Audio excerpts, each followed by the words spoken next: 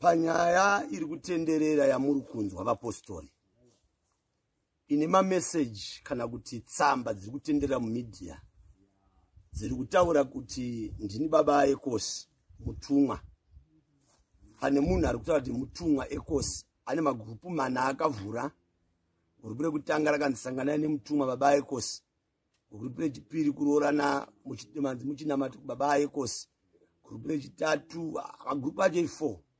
Ndida kutaura nyaya yetsamba dzaakanyora mbiri dzichishoropodza hurumende, dzichishoropodza mutungamiri wenyika, dzichiisaini mukati weda kuramba nyaya yekuvatendi kuti handisiri ini ndini baba Ekosi. Kana madzibaba Ekosi wamunoziva, munhu yari kushandisa nhamba yekuSouth Africa +27, munhu yari kushandisa mapictures angu, maphotos kuita profile picture yake, ari kushandisa zita rangu.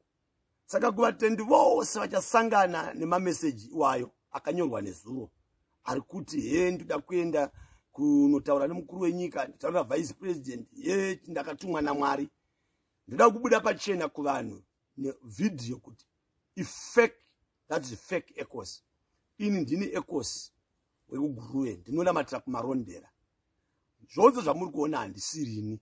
Saka ndoda kuramba mashoko iwayo kuti pamunoona mashoko iwayo ari kunyorwa, tangai matarisa nhamba yacho. Makaona ichingotanga na +27 kana +26 plus handisiri ini.